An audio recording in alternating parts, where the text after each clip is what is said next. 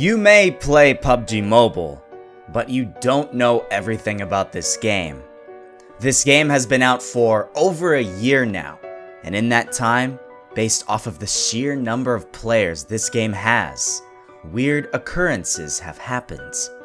They may go unnoticed for months at a time, but some will seep through the deepest parts of the web and find their way to the surface where ordinary players like you may find out about them. I have been doing a lot of research over the past few weeks, going back to the early days of PUBG Mobile and seeing if I can find any of these unusual occurrences. Just yesterday, I found one, and I wanted to share it to you all in this video. This is the story about an old developer of PUBG Mobile, one of the coders of this game. His name was Jackson, and he had a very misfortunate turn of events while he was helping create this game. Now, a little disclaimer, a fair warning. You may get frightened by this story, and that's okay. Reality is very scary, and you have every right to be frightened by something that may have happened much closer to home than you think. With that being said, I hope you learned something new today. If you want me to search through the web once again and find more creepy occurrences, leave a like down below. I hope you enjoy. So, to begin, we must travel back in time to over a year and a half ago, back to October 2017. This was a time where PUBG Mobile was unknown, at least for normal players like us. The game was still in development, and quite a few months afterward would be the first time any of us would see any real footage of the game. In October 2017, PUBG Mobile was about halfway finished. It still had many issues, and proper testing would begin relatively soon. However, programmers and designers were still needed, and Jackson was one of them. Jackson was relatively unknown throughout the development team. He was a quiet guy who kept to himself mostly. He joined the team very recently, only about a week previous, and was still getting the feel of the place. Despite his Western-sounding name, he came from a city in India known as Visakhapatnam. Not much else is known about him. His family? A mystery. Perhaps he didn't have one? He lived by himself, maybe? Even his age is unknown. He looked to be about in his mid-20s. However, we aren't able to retrieve any other information about him from his team. The story takes us back to October 24th, 2017. This was day 6 of Jackson's career on a secondary development team for PUBG Mobile. He was one of the 4 people in charge of designing how the muzzle flash with all guns looked like. Your favorite gun had part of its design worked on by Jackson himself, at least for a little while. See, here was the problem. Despite being a very reserved individual, Jackson frequently clashed ideas with his fellow development team members. Now, this is normal with any development team. One person wants the project to look one way, and someone else wants it to look entirely different. You have to find some common ground. However, Jackson didn't have this simple ability. Anytime someone struck down on an idea of his, he took it very personally. Tears would fill his eyes, and he would feel great pain throughout his body. In his mind, he thought, how could anyone not like my idea? See, he had his own vision of the game, and he only accepted what he thought was his perfect idea.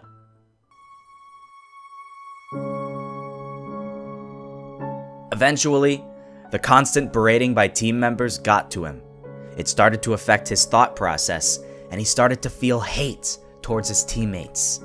He hated the fact that they didn't take him seriously enough when he was the newbie on the team, and he hated the fact that even after all of his work on a certain code, it could be struck down in an instant by upper management, and all of his hard work would be for nothing. One particular manager who did not like Jackson at all was a man by the name of Yari. Yari was an interesting man who also was never content with his job. His entire life, he wanted to become famous. He had big dreams to become a singer, but when that didn't work out, he settled as one of the assistant managers of the development team. He would take out his anger on Jackson and be particularly harsh when he really shouldn't have been. Again, this abuse got to Jackson, and Jackson's anger began seeping through externally. He would become violent at times, banging on his desk when something didn't go his way, and he would start yelling at someone if they told him they didn't like his idea. One day, they managed to finish the design of the M416's muzzle flash. They had a small party to celebrate. Jackson was harassed at the party and did not have a good time. Afterward, he left with a man on the development team by the name of Victor to go home. The last the others saw of the two, Jackson and Victor turned down a side street and disappeared.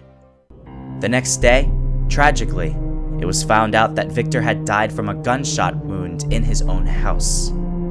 The team lost one of their 4 members, but that meant that was one less person to bully Jackson, right?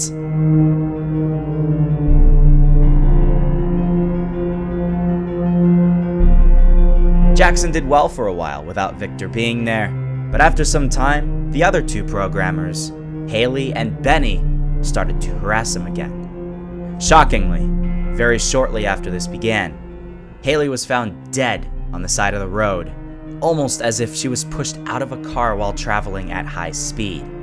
Who could it have been? Well, that same day, earlier, Jackson had driven Haley home to her house, and they traveled on that very same road. That almost seemed too coincidental. But, nevertheless, with both tragedies, not enough evidence could be gathered to point to any single person. So Jackson continued on with Benny and a newcomer who was put on the team to replace both Haley and Victor. His name was Aquino, a very positive and outgoing guy from the Philippines who was specifically brought on the team to cheer up both Jackson and Benny. And for a while, he actually did very well. Jackson and Benny both improved on their programming skills, and both were able to deal with the recent deaths of their coworkers. And for the first time, Jackson sort of enjoyed his job. To a point. See, Jackson began to grow suspicious of Aquino. Aquino was always positive, but it seemed as if he was too positive. It almost seemed scripted at times, and Jackson was very watchful of this. Eventually, one day, Aquino didn't show up to work. The other 2 programmers were hard at work on their code when police raided their building. With fully drawn M16s, they searched room by room until they reached the development room. Police stormed in, grabbed Jackson, and stormed out. Jackson didn't even attempt to resist. He let it all happen. Others came in to question Benny, and other managers and staff came in to see what was going on. But there was one important thing to notice. Jackson's computer was still on and logged in. After being taken to the police station, it was explained to Jackson that Aquino was stabbed to death in a back alley a few blocks down from their office building. And considering 2 members of the team had died previously, and Jackson being the last person seen with them, they had enough evidence to frame Jackson and convict him as a murderer. Despite a fair trial, all evidence again pointed toward Jackson, and he was sentenced to death. He was put in the electric chair the very next day, and his last words were, "I didn't do it." A couple months went by, and by late December 2017, with no strange occurrences, PUBG Mobile was almost finished. Late at nights, Benny was testing the game in a closed server and noticed something rather unusual in the water on the map Erangel in an undisclosed location somewhere in between Novo and Milta Power.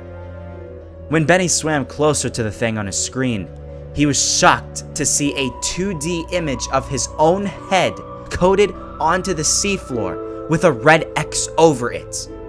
Nearby, in the distance, a few meters away, he saw words also coded onto the seafloor, and when he came closer to those words, he saw the following: "Jackson didn't do it, but I did."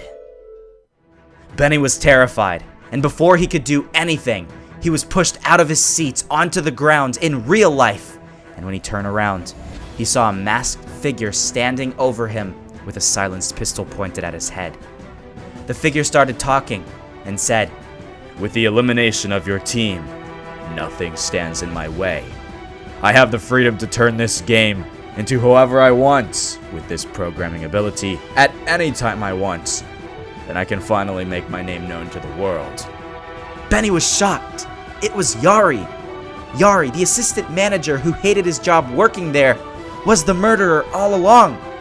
But before Benny could grab his phone and call 911, Yari shot him in the head, and he killed him. With Benny's death, the entire original team was gone. Only Yari was left.